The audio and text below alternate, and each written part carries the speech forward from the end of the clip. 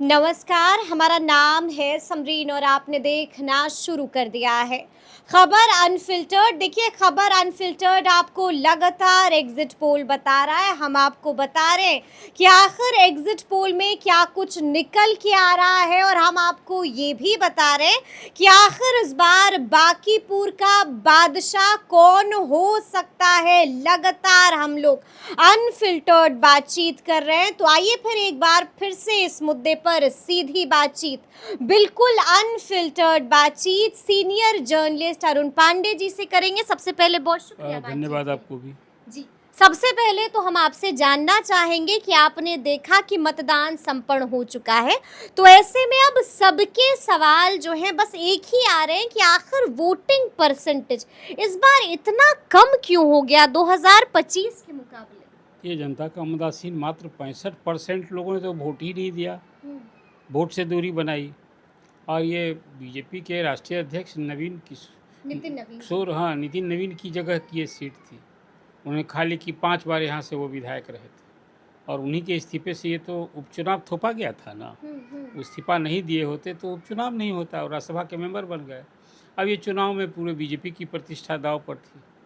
इसलिए ये मैं बात कह रहा हूँ कि ये प्रशांत किशोर के चुनावी जंग में आने से ये चुनाव जितना मजबूत गढ़ कहा जाता है बीजेपी के लिए, उससे कहीं अधिक मजबूती से लड़ती दिखी।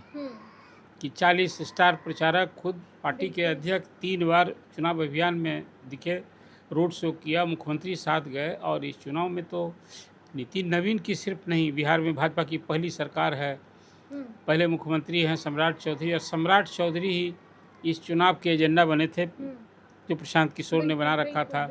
इस उपचुनाव को उन्होंने एक सीट का उपचुनाव नहीं कहा, इस सरकार के लिए, सम्राट चौधरी सरकार के लिए रेफरेंडम है कि एक सम्राट चौधरी जैसा व्यक्ति, ये मैं नहीं कह रहा हूँ, ये प्रशांत किशोर कहा करते थे कि बनाया। तो ये चुनाव यदि बीजेपी हार गई तो फिर एक बार सम्राट चौधरी के बारे में ही सोचना होगा, उनको हटाना पड़ेगा। अब ये इसके बाद ये सब कुछ करके चुनाव लड़ा गया। अब तो 2 दिन है, नतीजे का इंतज़ार कीजिए। 30 तारीख को वोटिंग हो गई, और वोटिंग में जो कुछ दृश्य देखने को मिला था उसमें पहले से तो दिख रहा था कि ये तिकोनी लड़ाई होगी, लेकिन वोटिंग के दिन लगा कि नहीं, तो मुकाबला सिर्फ सीधा है, बीजेपी और जनसुराज के बीच का मुकाबला है। और उसमें जनसुराज के ओवरऑल जो कहिए 422 बूथ है, बहुत जगह आप खूब घूमती दिख रही थी, और मैं भी लगातार फीडबैक ले रहा था। तो उन क्षेत्रों में मुझे भी कुछ जाने का अवसर मिला था, तो जो एक दृश्य दिखा था उससे चर्चा थी कि भाई राजद की भी वोट बैंक में सेंधमारी की प्रशांत किशोर ने, और एनडीए की भी वोट में, और 10 से 12% तो ऐसा वोट होता है जो फ्लोटिंग होता है, नॉन कमिटल होता है। इस उपचुनाव में प्रशांत किशोर बदलाव के प्रतीक बने थे। और जो अनफिल्टर्ड बात करती हैं आप, तो यदि आप जो एग्जिट पोल आए हैं, यदि वो एग्जिट पोल में आ जाएगा तो सारा अनफिल्टर्ड हो गया, तो नतीजा सामने है। सारे एग्जिट पोल ने प्रशांत किशोर की बढ़त दिखाई, और अच्छी बढ़त दिखाई। लोग बता रहे हैं कि भले ही 34.5% वोटिंग हुई हो, लेकिन 40% से अधिक वोट तो प्रशांत किशोर की झोली में गया है।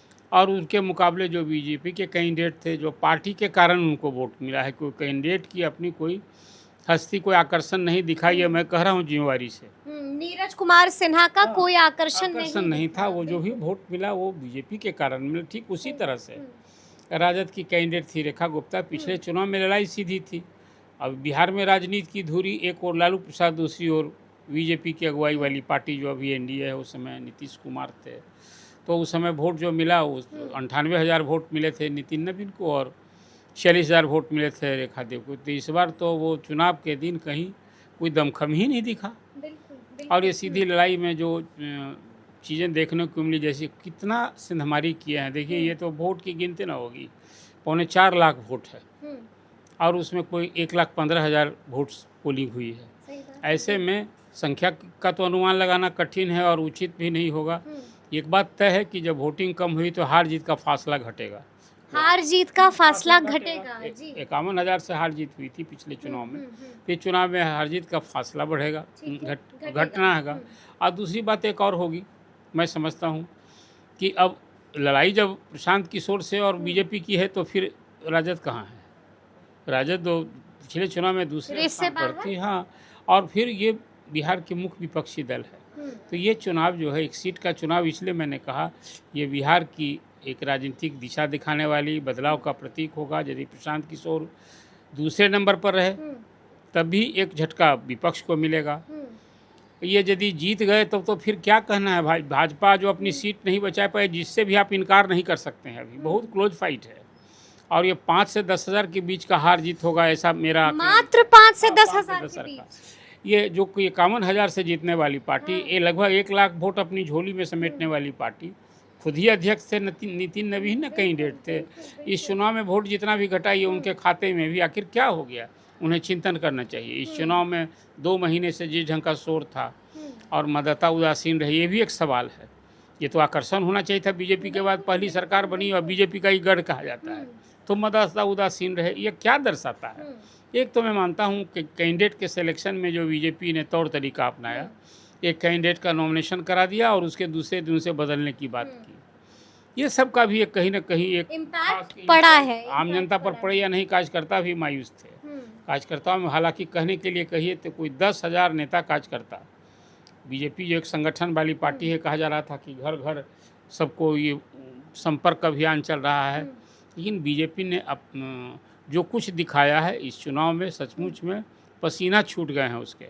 पसीना बीजेपी का छूट गया है। लेकिन ऐसे में एक और सवाल है जिसका जवाब जो है सब जानना चाह रहे हैं कि आखिर आपको क्या लगता है, क्या सवर्ण मतदाताओं में भी सेंधमारी कर पाएंगे? निश्चित रूप से सवर्ण मतदाता, उसको आप एनडीए का मतदाता कहिए। तो यदि राजद का जो वोट बैंक है यादव मुस्लिम का, वहाँ सेंधमारी हुई थी, इधर भी जैन जी का भी असर था। जैन जी का भी असर था। यानी जैन जी का मतलब यंगस्टर का असर। मैं देख रहा था बूथ पर जो लड़के और लड़कियां जो निकल रहे थे और मीडिया के लोग सवाल पूछ रहे थे, तो बदलाव की बात कर रहे थे। तो बदलाव के प्रतीक तो प्रशांत किशोर ही थे। ये बदलाव का कॉल तो उन्हीं का था कि भाई आपने दोनों को आजमाया, आपने राजद को अपनाया, एनडीए को अपनाया, एक बार तो अवसर दीजिए बिहार के लिए। तो कुल मिलाजुला कर ये चुनाव है ये। लेकिन फिर भी यदि गढ़ कहा जाता है, गढ़ को बचाने में कामयाब भाजपा होगी भी, तो वोट का जितना अंतर कम है, इतना जानिए कि बीजेपी उतने वोट से लूज की है। जीत तो हार जीत के एक वोट से भी होता है। लेकिन 51,000 का लीड लेने वाली पार्टी, 98,000 अपनी झोली में समेटने वाली पार्टी के अध्यक्ष वही हैं। और उनके कंस्टिट्यूंसी में जितना वोट घटता है, चाहे वो वोटिंग कम हो, उतना झटका बीजेपी, हाँ उतने वोट का झटका मानिए उसको। लेकिन ऐसे में एक सवाल ये भी है कि किशोर के लिए खोने के लिए क्या था, भाई वो तो असेंबली के चुनाव में वो प्रशांत किशोर जैसी शख्सियत जो व्यक्ति जीरो पर आउट हो गए थे, 238 सीट के लिए रहे थे, अधिसंख्य की जमानत जब्त हो गई, खाता नहीं खुला था और वो आदमी बैठा नहीं। ये एक बिहारी है और बिहार में बदलाव के लिए जो ललक है, जो उस आदमी का एक मन मिजाज है, मैं उसको इस रूप में देखता हूँ कि प्रशांत किशोर के निशाने पर तो दोनों है ना, एनडीए भी है और विपक्ष भी है, राजद भी है।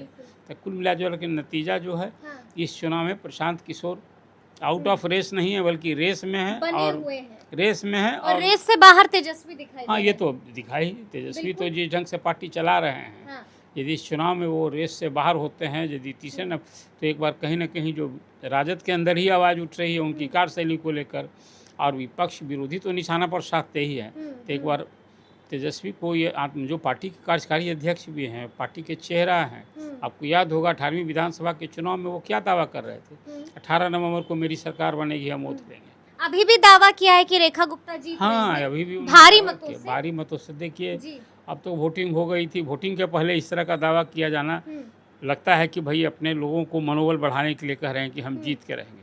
लेकिन चलिए अभी काउंटिंग बाकी है, अभी काउंटिंग के पहले तेजस्वी हार मान जाएंगे तो फिर उनके पार्टी के पोलिंग एजेंट कैंडिडेट का भी नहीं मिलेगा।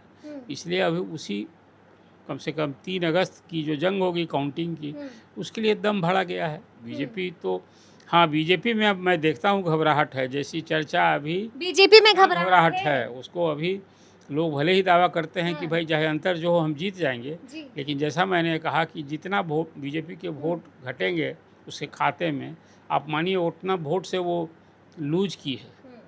चुनाव भले जीत गई हो लेकिन जीत कर भी हार होगी, और प्रशांत किशोर सेकेंड भी रहते हैं तो वो चुनाव को उनको एक हद तक जीतना ही कहा जाएगा, कि मुख्य विपक्षी दल जो हार गया और प्रशांत किशोर ने अपनी जगह बनाई। लेकिन हम आपसे ये समझना चाहेंगे, सवर्णों के बारे में कहा जाता है कि वो हमेशा बीजेपी के साथ जाते हैं, और आपने कहा कि यहाँ पर भी डेंट लगा है, तो सवर्ण क्यों झिटके हैं, क्यों छिटके? एक तो वजह मैं इन जनरल समझता हूँ कि जो यूजीसी का रेगुलेशन को लेकर अपर कास्ट के खास करके यंगस्टर में जो एक रुख रवैया देखने को मिला वो तो सुप्रीम कोर्ट के हस्तक्षेप से सच पूछिए एनडीए की सरकार को वेल आउट हो गया।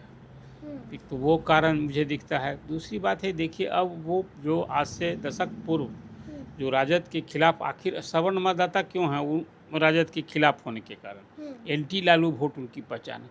तो वो धार जो विरोध की धार कुंद हुई है अब वो नहीं है। एक तीसरा विकल्प कोई मिल रहा है। इसका एक बात ये है बीजेपी के साथ आज सवर्ण इसलिए है कि कांग्रेस लालू प्रसाद के साथ है। आज कांग्रेस ईमानदारी से यदि अकेले लड़ी होती और अपने पैर पर खड़ा होनी थी तो ये वोट बैंक जो है इसमें कहाँ ही जिस ढंग से आज जन स्वराज पार्टी ने राजद के वोट बैंक में सेंधमारी की अपर कास्ट में वो तो फिर बीजेपी के लिए वो दिन बड़ा इसलिए कि बीजेपी की भी राजनीति क्या है पिछड़ों की राजनीति इस वोट को लाचार वोट समझती है। ये एक सब सवाल है लेकिन बात ठीक है कि नरेंद्र मोदी ने 10% आरक्षण दिया। ये सरकार ने अभी दो जो कांड हुए जहानाबाद का कांड हुआ या फिर अभी भोजपुर का कांड हुआ आपने देखा नहीं। ये वोट देवता ही का दबाव है कि भरत तिवारी के केस में खासकर मुख्यमंत्री कितनी रुचि ले रहे हैं। जिस दिन भरत तिवारी के परिजन माता पिता उस दिन देन एसडीओ और डीएसपी को एक तरह से पेनलाइज की। पहले तो अच्छी पोस्टिंग दे दी थी लेकिन बाद में देखिए दोनों को बैरक हटाया। आज जो एसटीएफ का वो स्टाफ जिसने गोली मारी थी भरत तिवारी को गिरफ्तारी के बाद सरेंडर के बाद उसको आज गिरफ्तार किया गया है। तो कुल मिला जुला कर ये सब सोशल इंजीनियरिंग हो रहा है इसलिए कि बिहार में भरत तिवारी का जो फर्जी मुठभेड़ है इसकी आँच यूपी चुनाव में 8 महीने के बाद वहाँ चुनाव होने हैं। यूपी पंजाब और उत्तराखंड में भी चुनाव होना है। तो बीजेपी तो दूर की कौड़ी खेलती। यही कारण है कि देखिए बीजेपी अपनी इस पूरे सत्ता की यात्रा में दूसरी बार बैकफुट पर आई कि जैन जी से समझौता किया और वहाँ जो केंद्रीय शिक्षा मंत्री का इस्तीफा माना। इसके पहले किसान आंदोलन के समय में भी झुकी थी हालांकि उसका जो प्रभाव था लिमिटेड था 2-3 राज्यों में था। लेकिन इस चुनाव में तो जिस ढंग से खासकर जेएनजी का आंदोलन बिहार में भी उसी तरह से तीखा हुआ। सारे केस वापस लिए गए और दिल्ली सरकार ने समझौता किया। तो एक उसका भी असर चुनाव में है और आने वाले दिन में बीजेपी अब बहुत सूझबूझ आपने देखा कि उसके बाद तुरंत प्रधानमंत्री का भी वीडियो वायरल हुआ जब दोनों सदनों से वो बिल पास हो गया। राष्ट्रपति से अब सहमति का इंतज़ार है। तो कुल मिला जुला कर अब यूथ को एड्रेस करना होगा। जिस यूथ आइकॉन बने थे प्रधानमंत्री 14 के चुनाव में अब बाद में इस तरह से वो विरोध झेलना पड़ा। ये वैसी स्थिति हो गई कि 26 साल पहले धर्मेंद्र प्रधान एबीपी के नेता के रूप में उड़ीसा में आंदोलन किए थे नकल के ही खिलाफ और उन्हीं के राजकाज में नकल का ऐसा कांड हुआ कि पद त्याग करना पड़ा। बिल्कुल जी। तो ऐसे में अंतिम सवाल मेरा आपसे यही होगा कि आपका एग्जिट पोल क्या कह रहा है?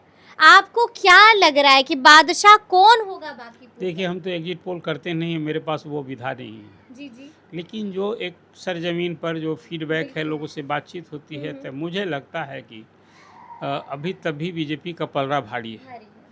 बीजेपी चाहे वो 5,000 से जीते 5 से 10,000 के बीच में जीते लगता है कि बीजेपी का एज है। लेकिन प्रशांत किशोर से फाइट नेक टू नेक है। जब नेक टू नेक फाइट होता है तो सारे आकलन जो अनुमान है ना वो धरे के धरे रह जाते हैं। तो मैं यही कहूँगा अभी आप स्पष्ट रूप से मार्जिन पूछेंगी कौन जीतेगा पूछेंगी तो अभी गिनती के पहले इस तरह का एग्जिट पोल वाले तो मैंने पहले ही सवाल उठाया। एग्जिट पोल एक ट्रेंड बताता है, एग्जिट पोल हो जाए तब तो फिर क्या ज़रूरत है।